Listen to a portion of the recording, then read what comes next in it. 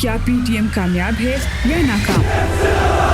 بہت سارے لوگ اس کے بارے میں یہی سوال پوچھتے ہیں۔ نامعلوم افراد اور کوئی نہیں ہے، ISI اور MI کو نامعلوم افراد کہتے ہیں کہ کیا پی ٹی ایم کامیاب ہے یا ناکام؟ دا په میدان باندې د پښتون د پنجاب پته سره لګي چې ته څومره ګټلای شي والله کده سرونو حساب وکړو۔ سب سے پہلے ہم یہ سمجھتے ہیں کہ پی ٹی ایم ہے کیا۔ که نور تنظیمونه یا مشران نس را راټولېږي زه کام راټولوم، کام به خپل اتفاق وکړي او که کام اتفاق وکړو مونږ بیا په دې وطن ګوره کوم ځای ته رسوو دشمن۔ پی ٹی ایم یعنی پشتون تحفظ موومنٹ یہ کوئی سیاسی پارٹی نہیں ہے، یہ ایک عوامی تحریک ہے جو پشتون قوم کی بنیادی حقوق کے لیے آواز اٹھا رہی ہے۔ کسی اور شکل میں اسلام آباد آنے پر مجبور نہ کرو، جسے حکومت دبانے کی کوشش کر رہی ہے، میڈیا چھپانے کی کوشش کر رہی ہے، لیکن یہ تحریک پھر بھی زندہ ہے۔ پښتون کام شپږ کاله ول تاسو په قسم ووایې چې خپلو حالاتو ته داسې ویښ ولکه نن چې ویښ دی۔ اور اس تحریک کی شروعات ہوئی ایک بہت بڑے ظلم کے بعد۔ جنوری 2018 میں کراچی میں ایک نوجوان کو جاری مقابلے میں قتل کر دیا۔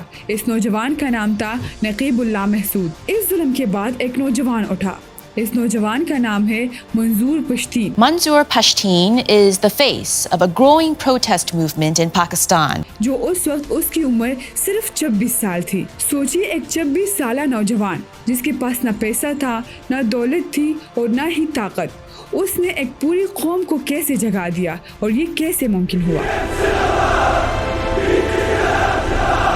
منظور پشتون نے سوشل میڈیا کا استعمال کیا اور ان کی تقریریں لاکھوں لوگوں تک پہنچی۔ پاکستان کے مقتدر حلقوں میری طرف سے سن لو، ہم پھر آزادی مانگیں گے، آزادی کی تم لڑیں گے۔ فروری 2018 میں پی ٹی ایم نے اسلام آباد میں ایک تاریخی دھرنا دیا۔ ہزاروں لوگ پہاڑوں سے اتر کر آئے بغیر کسی ہتھیار کے، بالکل پرامن طریقے سے، اور یہی پاکستان کی تاریخ کا ایک بڑا یادگار لمحہ تھا۔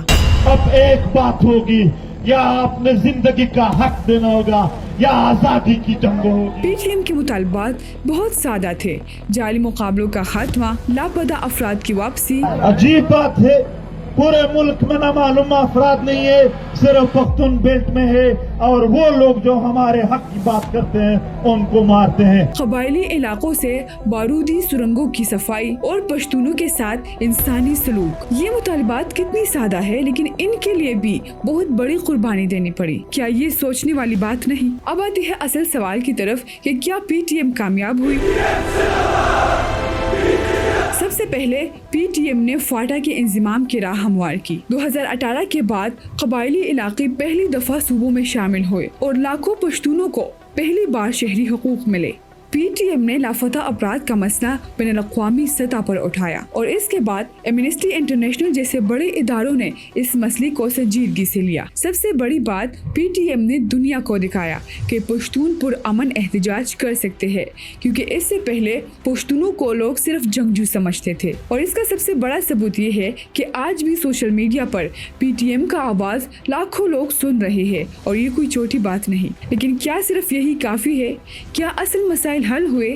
اب ہم وہ بات کریں گے جو شاید بہت لوگ نہیں کرتے۔ کامیابیوں کے ساتھ ساتھ پی ٹی ایم کو کئی مشکلات کا سامنا بھی ہے۔ سب سے پہلے حکومت نے پی ٹی ایم کی کئی رہنماؤں کو گرفتار کیا اور بہت دفعہ منظور پشتین خود بھی گرفتار ہو چکے ہیں اور اب تک ان پر کئی مقدمات درج ہے۔ دوسری بات یہ کہ مین اسٹریم میڈیا پر پی ٹی ایم کو بہت کم جگہ ملتی ہے۔ کئی سرکاری ٹی وی چینلز پر ان کا نام لینا بھی ممنوع ہے۔ کچھ لوگ پی ٹی ایم پر بیرونی ایجنڈے کا الزام لگاتے ہیں اور اسی وجہ سے بہت سے لوگ پی ٹی ایم کی حمایت نہیں کرتے۔ پی ٹی ایم کے پاس وسائل بہت محدود ہے، ان کے پاس کوئی بڑی فنڈنگ نہیں، کوئی خاص انکم نہیں، کوئی بڑی تنظیم نہیں۔ اب سوال یہ ہے کہ اتنی مشکلات کے سامنے کیا یہ تحریک ٹک پائے گی؟ اور آپ خود بھی بتائیں کہ کیا پی ٹی ایم کامیاب ہے یا ناکام؟ اگر ایک طرف ہم دیکھیں تو لاپتہ افراد اب بھی لاپتہ ہے، جعلی مقدمات ابھی بھی ہوتے ہیں، بارودی سرنگیں ابھی بھی زمین میں ہے۔ اگر ہم دوسری طرف دیکھیں تو پی ٹی ایم نے پشتون قوم کو ایک آواز دی